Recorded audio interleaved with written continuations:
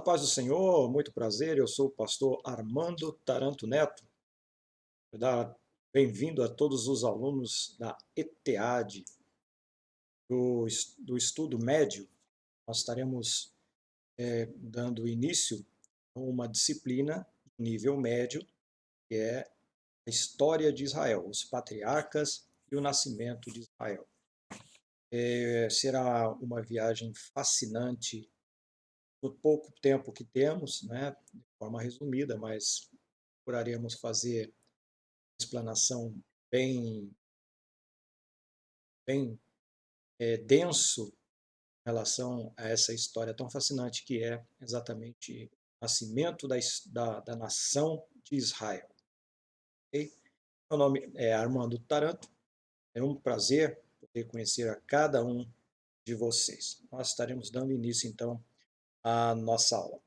Eu vou aqui ocultar a minha imagem para que a atenção fique voltada aí nos slides, mas vocês fiquem atentos aí naquilo que nós estaremos ministrando. Ok? Bem, na nossa apostila, né, começa falando sobre os patriarcas e o nascimento de Israel. Então, este primeiro tópico da nossa lição, da nossa apostila, ele vai abordar exatamente, vai traçar essa trajetória dos patriarcas, que foram aqueles primeiros homens que deram início.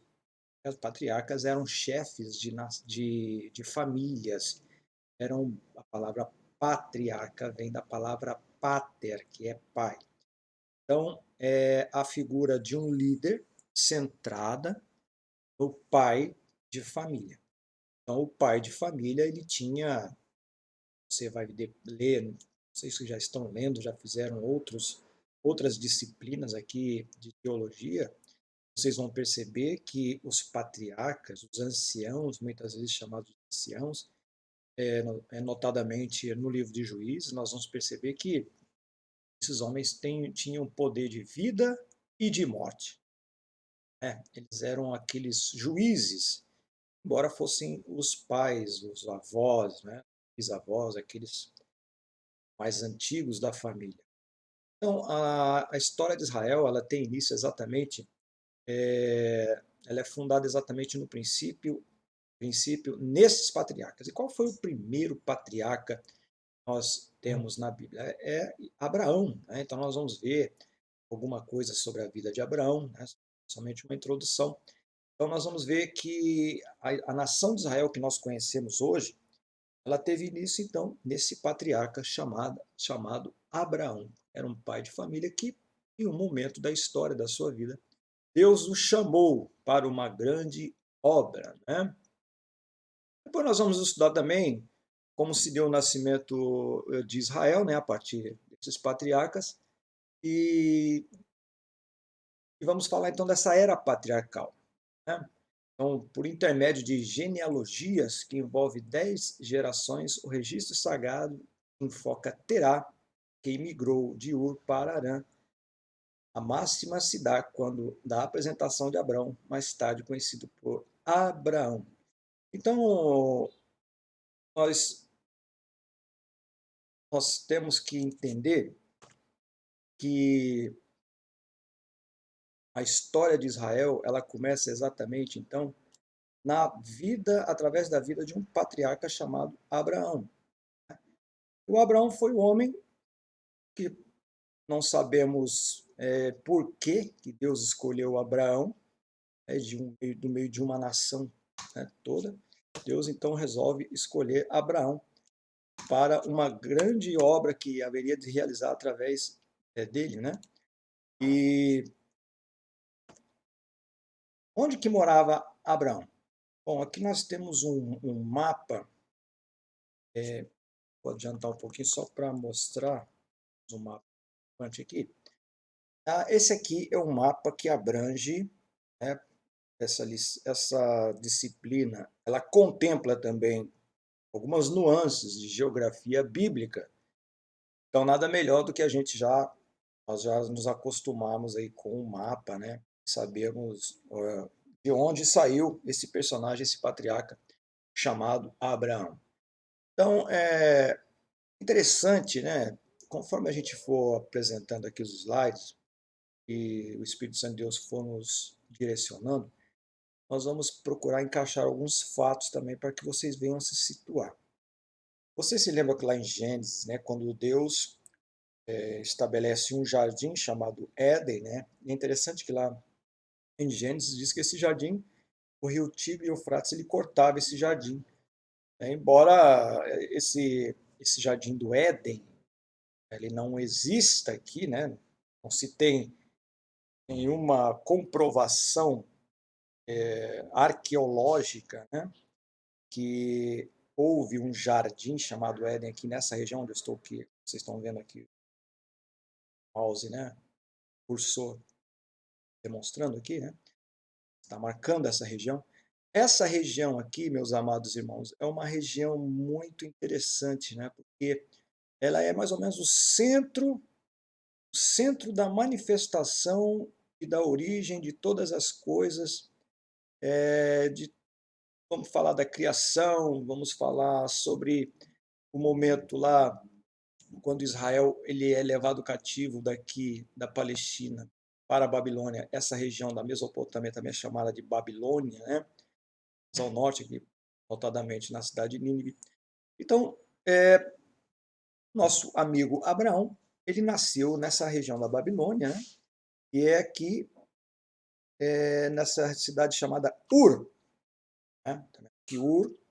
Então, Ur, então nós temos aqui o lugar onde ele nasceu, só que depois ele se mudou para Arã com seu pai, né, o Tera.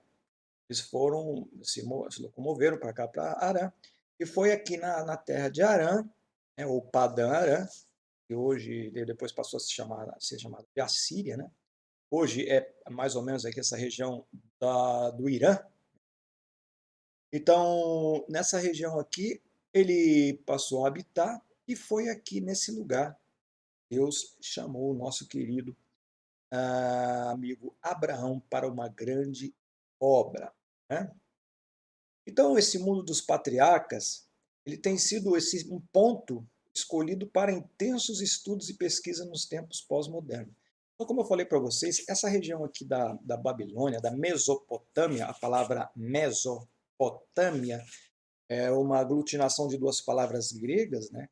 Meso é meio e potamos, rio. Então, é uma região no meio de dois rios. Tá vendo aqui o Tigre e o Eufrates. Bom, então essa região aqui é uma região que também é chamada de crescente fértil. Toda essa região que compunha essa parte do rio Tigre e Eufrates, mais aqui depois vindo para a parte do litoral do mar Mediterrâneo e o rio Jordão, né, o mar da Galileia, e depois continua o rio Jordão, que vai desaguar, morrer, Mar Morto, toda essa região que era chamada de crescente fértil. Por quê? Mais o rio Nilo aqui também, né? Mais o rio Nilo aqui no Egito. Por que crescente fértil? Porque vocês sabem que as cidades, né, elas se desenvolvem nas proximidades dos rios, porque essa região é uma região desértica, né? Então, o nosso querido amigo Abraão, ele morava nesse chamado crescente fértil. E os nossos patriarcas, que são os personagens que serão tratados aqui na nossa aula, eles habitavam exatamente nesta região, né? Então, você pode acompanhar na sua apostila aí, depois se você quiser verificar. Geograficamente, estende-se para o norte, né, desde o Golfo Pérsico, ao longo da bacia do Tigre e Eufrates, como eu falei para vocês, e voltamos aqui para o sudoeste através de Canaã até o fértil vale do rio Nilo.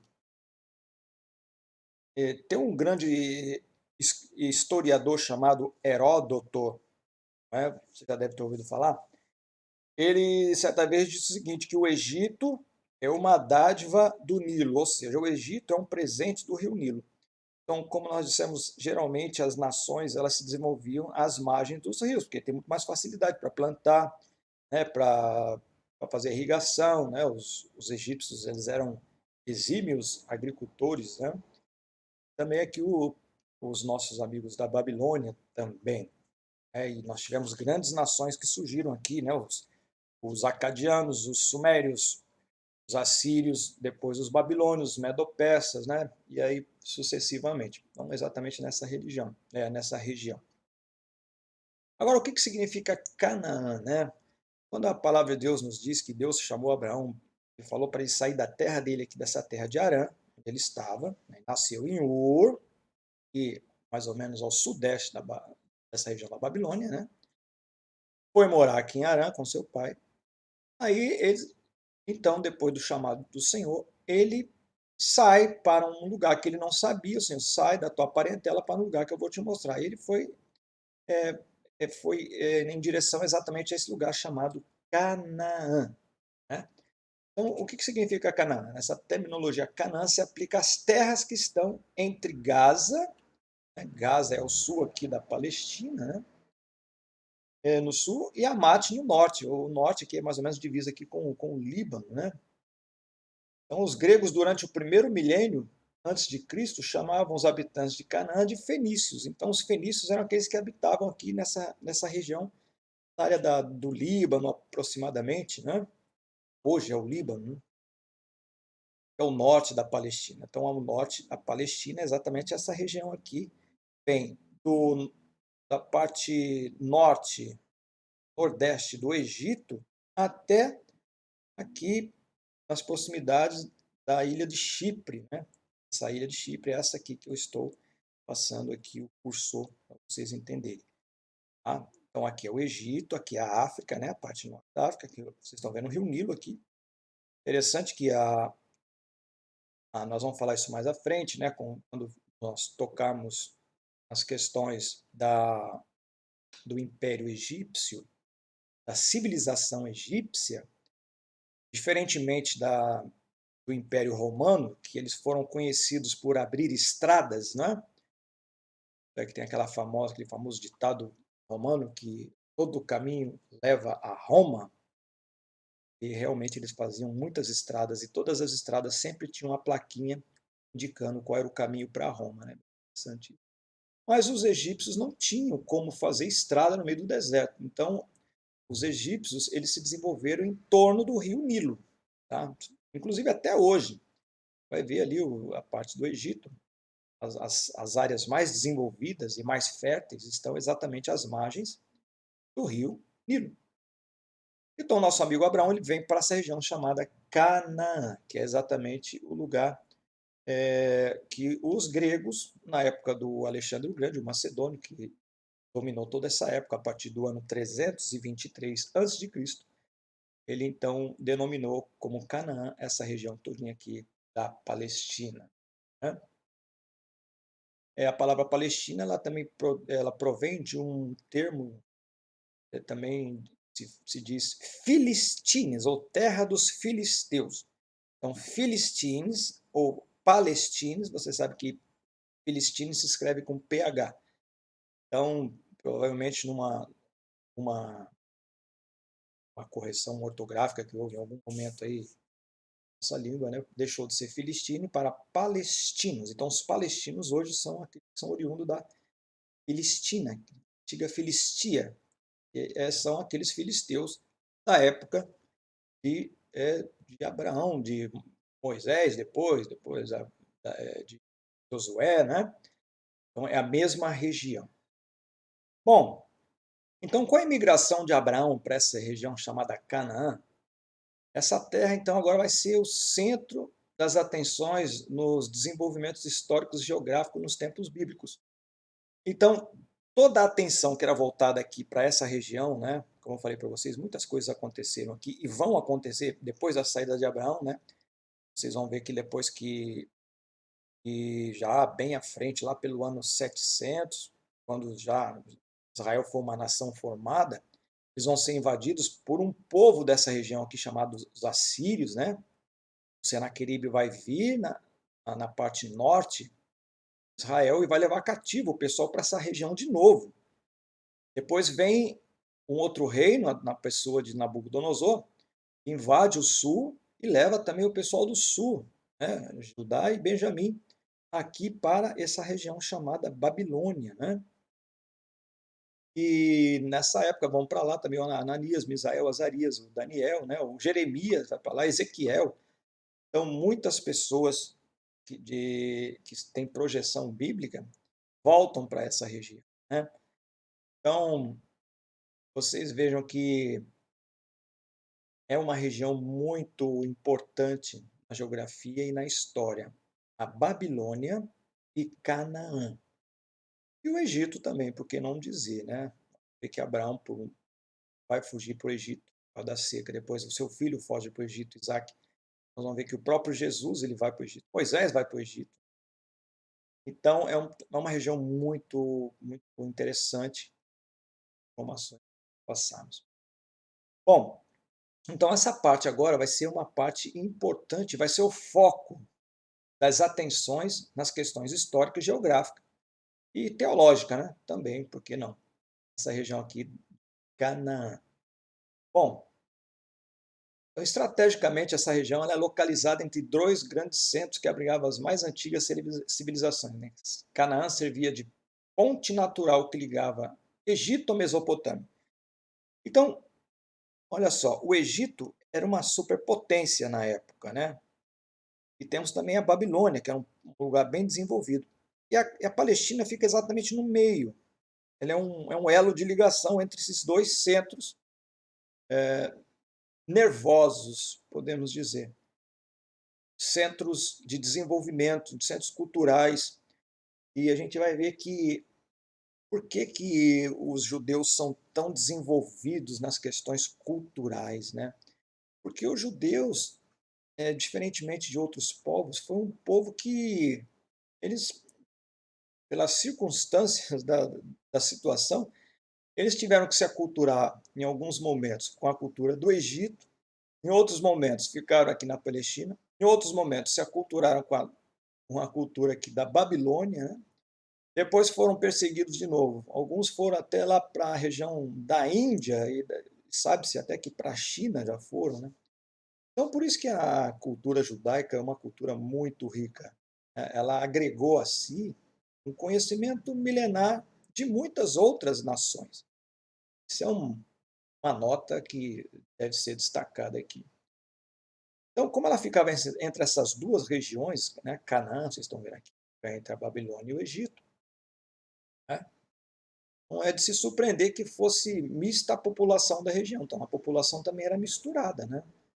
Cananeus, amorreus, queneus, quenezeus, jebuseus, filisteus, tinha os hititas, os refaíns, né? Uma outra quantidade mínima de outros povos que não são mencionados pelo fato de serem, né, poucos, né? Se contava. Agora, algumas cidades de Canaã, como Jericó, né, a famosa cidade, né, Dotã, foram ocupadas desde os séculos antes do tempo dos patriarcas. Inclusive, a cidade mais antiga do mundo, vocês sabem que é a cidade de Gaza, né? A cidade mais antiga do mundo, cidade habitável. Tem uma outra cidade na Índia lá, que agora eu não me lembro o nome, segundo alguns, inclusive é o centro de adoração de, um, de uma deidade, uma divindade lá. Dizem que essa cidade também tem 5.000 anos. Agora eu não me recordo o nome dessa cidade, por acaso me ocorreu aqui. Mas Gaza, por registro que nós temos, é a cidade mais antiga do mundo, né? Jericó, ela existe, é mais ou menos a sua existência é equivalente à cidade essa da Índia, né? Há 3.000 antes de Cristo, Jericó já era citada. Bom, um pouquinho de geografia e história. Vou voltar para um outro mapa aqui. Bom, aqui mais especificamente na região da Palestina, né, Península do Sinai, dá para ver mais facilmente. A minha cidade de Jericó, que é o norte, né? Moab, Edom. Nós vamos falar depois a origem dessas duas cidades, que na realidade são dois povos, né? E tem muito a ver com Israel. Bom, vamos falar a questão geográfica e histórica. Então, a Palestina ela tem uma área de aproximadamente 9.654 km², entre o mar Mediterrâneo e o rio Jordão. Tá? Vamos pegar um outro mapa aqui. Esse aqui está melhor. Esse aqui é um mapa visto de um satélite, né? Vocês estão vendo aqui como se você estivesse indo do norte para o sul, ok? Então vocês estão vendo aqui na parte essa parte de baixo aqui, tem o Mar da Galileia aqui é o Mar Morto, né? E aqui é o Mar Vermelho, ok? Esse aqui é o Mar Vermelho. Aqui é o litoral, estão vendo o litoral, e o mapa Canaã, ele se divide praticamente em 3 regiões, né? Para a gente estudar. É a Orla Marítima, aqui é a Orla Marítima, né? Tem o Planalto Central, que é exatamente esse planalto aqui, essa parte mais escura, essa parte com montanhas, né? Nós temos o Vale do Jordão. O Jordão ele liga aqui, ó, o Mar da Galileia com o Mar Morto. Esse aqui é o Mar Morto, esse aqui está no parte de cima aqui, que nós estamos vindo do norte para o sul, tá? Então aqui é o Mar da Galileia e aqui é o Mar Morto. Vocês estão vendo algo sinuoso aqui? Esse aqui é o Rio Jordão. Essa liga o Mar da Galileia ao Rio Jordão. E o Mar da Galileia, as suas águas, elas vêm exatamente do degelo do Monte Hermon, que fica lá na divisa com o Líbano, ao norte. Nós vamos falar mais especificamente daqui a pouquinho dele. Então, a planície marítima, ela consiste na área da costa, né, do mar Mediterrâneo, como está aí na apostila, e essa linha costeira ela é imprópria para investimentos em instalações portuárias. Como consequência, o comércio era canalizado para Sidom e Tiro ao norte. Então, pelo fato do relevo desse litoral não ser apropriado para se fazer atracação de navios, então os navios eles atracavam em Tiro, que é no norte. Ok? O que mais podemos dizer? Então, nem a própria Gaza, um dos maiores centros comerciais da antiga Palestina, localizada a 5 quilômetros do Mediterrâneo, tinha instalações portuárias permanentes. Claro que nós estamos falando isso aqui na época dos nossos patriarcas. Tá? Então, essa é uma rica região em que se prolonga pela faixa marítima. É um mar bem rico aqui, né? É muito explorado na questão hoje da pesca, né? Navegação, toda. E ela é dividida em 3 áreas básicas. A planície de Acre, que se estendia para o norte, desde o início do Monte Carmelo, por 32 quilômetros, com a largura variante entre 3 e 16 quilômetros. Ao sul do Monte Carmelo fica a planície de Saron, com 80 quilômetros de extensão. Então, mas basicamente nós vamos dividir aqui a geografia bíblica de Canaã nesses 3 aspectos. A orla marítima, o Planalto Central, que aí você vai ter aí a questão do Monte Hermon, né?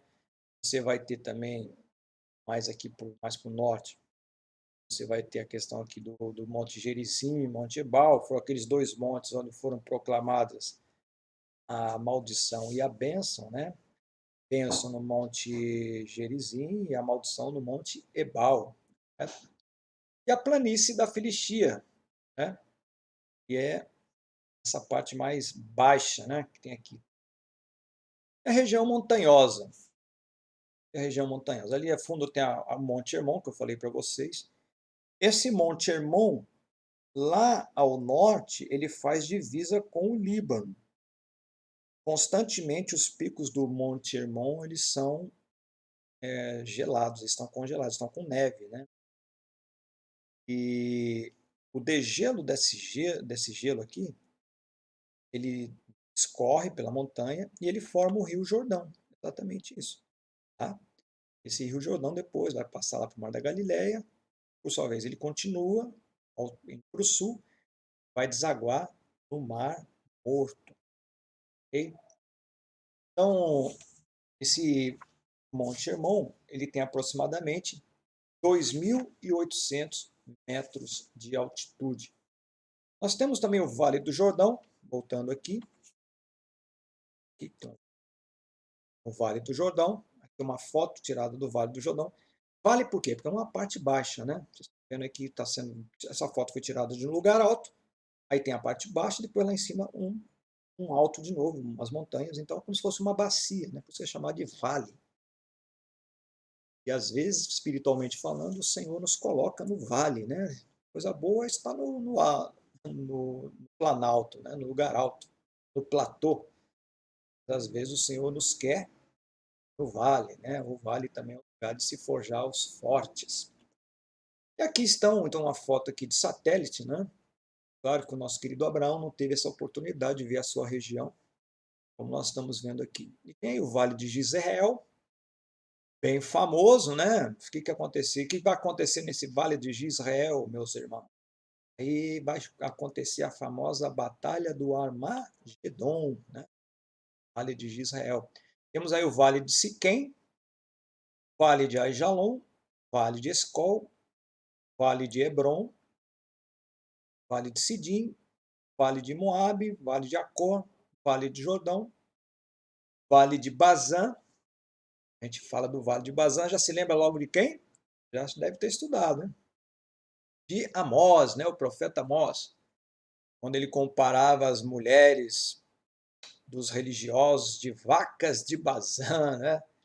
Porque Bazã, claro, por ser um lugar alto, desculpe, um lugar que recebia águas lá do Monte Hermon, né, lá no norte, a região era bem fértil, né? E as vacas elas eram bem alimentadas. Ele faz esta metáfora com as esposas dos líderes religiosos, né? Por que não dizer dos próprios líderes, né? Que se preocupavam mais com si mesmos do que com o rebanho. Hoje não está muito diferente disso, né? Temos muitas vacas de Bazã e bois de Bazã por aí. Mas vamos lá. Nós temos o platô também chamado platô oriental, né? O que é um platô? É, o platô é uma montanha. Imagine essa montanha, uma montanha que tenha, claro, uma montanha, mas a parte de cima, o cume dela, ela é um cume mais ou menos reto, por questões de erosão do vento, né, a erosão eólica, ou também por causa das incidências de chuvas. Então, um platô, nós temos lá em Israel um platô muito conhecido, que é aquele monte chamado Massada, né? Montanha lá de Massada. Só que ali provavelmente foi artificial, porque alguém fez aquilo ali, ou aproveitaram, né? É como se fosse uma montanha com a parte de cima reta, como se fosse uma mesa. Isso é um platô. Então nós temos aí o platô de Gileade, platô de Bazã, o de Amon, o de Moabe. De Moabe nós temos aqui, a foto de Moabe. Esse aqui é o monte de Moabe, tá? Moabe ele fica a mais ou menos 1.000 metros de altitude com relação ao mar Mediterrâneo. Agora, se você levar em consideração o Mar Morto, que tem uma depressão de 400 metros, os montes de Moabe e a terra de Moabe, ela fica a 1.400 metros de altitude. É um lugar onde a temperatura é bem melhor do que lá na região do Mediterrâneo, né? Inclusive, temos uma passagem bíblica muito interessante de Ruth, né? Você já deve ter lido o livro de Ruth, são 4 capítulos somente, com uma lição profunda, que uma família resolve sair de Belém, exatamente parte ali, disse, mar Mediterrâneo, e resolve ir para Moabe, porque lá as coisas estavam melhores, né? O clima era melhor, tinha mais opção para o gado, para emprego. O Elimeleque resolve, junto com a sua esposa, sair de lá e habitar em Moabe. Só que quando chegam lá, a tragédia os alcança, porque Moabe era uma terra amaldiçoada por Deus. Nós vamos falar disso mais à frente. Bom, falando do nosso querido amigo Abraão, propriamente dito agora, seguindo a nossa revista, a terra natal de Abraão, então, era a Mesopotâmia, né? É a terra entre rios que nós falamos aqui, essa região aqui, Mesopotâmia, notadamente em Ur, e no sudeste. Abraão deixou a sua terra, né? Pois que Deus falou com ele, e a sua parentela, em obediência à ordem divina, a fim de residir na terra de Canaã. Então ele saiu daqui de Harã para essa terra de Canaã. Meus irmãos, essa distância de Harã até Canaã dá uns 700 quilômetros aproximadamente. É muito longe, né? Lembrar que naquela época a viagem era feita no lombo de um burro, de cavalo ou a pé. Geralmente eles só podiam caminhar num período da manhã, porque ninguém conseguiria andar naquele sol escaldante do meio-dia em diante, das 10 da manhã em diante, que o sol de 54 graus na sombra, né? Então foi uma viagem longa. Nós vimos que muitas coisas aconteceram, muitos episódios aconteceram, né? Essa jornada de Abraão. É interessante que a vida de Abraão, depois que o Senhor o chamou, ela foi dividida em três características. Ela tinha três características, a vida de Abraão. Onde Abraão chegava, ele levantava um altar, ele montava uma barraca e ele cavava um poço. Coisa linda, né? Muito bonita. Essa é uma aplicação muito bonita espiritualmente falando, né? Então Abraão ele era completamente dependente de Deus. Detalhe, ele estava indo para um lugar que ele não sabia para onde estava indo. Bom, o Abraão então ele morava em Ur dos Caldeus e de Ur migrou com seu pai para Harã. E a vida do patriarca Abraão se presta a um estudo de vários ângulos, né? Então, geograficamente, a gente pode acompanhar seus movimentos, como nós já vimos aqui. Saiu lá da cidade de Harã, né? Que era um lugar altamente civilizado aqui, nessa região. E muito longe, né? Para onde ele estava indo. Deixou sua parentela, acompanhado pelo seu sobrinho Ló. Ele viajou aproximadamente 650 quilômetros até chegar à terra de Canaã, né? 650 a 700 quilômetros por aí. Ele parou em Siquém, né, a 50 quilômetros ao norte de Jerusalém, mas devido à fome dessa terra, aí ele vai para ao Egito. A gente aprende uma coisa aqui, que quando Deus nos manda sair para um lugar que ele nos determinou, a gente deve ir para lá e saber que ele vai cuidar de nós, né? Mas o Abraão ainda estava no processo de início, né? E ele ainda não conhecia direito o Deus a quem ele servia. E ele ficou preocupado, foi para o Egito. Infelizmente, assim tem sido a atitude de muitos, né? Depois que o Senhor chama, eles esquecem da providência e do poder que Deus tem para os guardar. E o que eles fazem? Eles vão para o Egito. Bom, nós vamos terminar essa primeira parte aqui. Logo mais, então, nós seguiremos a nossa lição. Lição de número 1 é sobre a história de Israel, os patriarcas e a fundação, o nascimento da nação de Israel. Os patriarcas e o nascimento de Israel. A gente volta já já.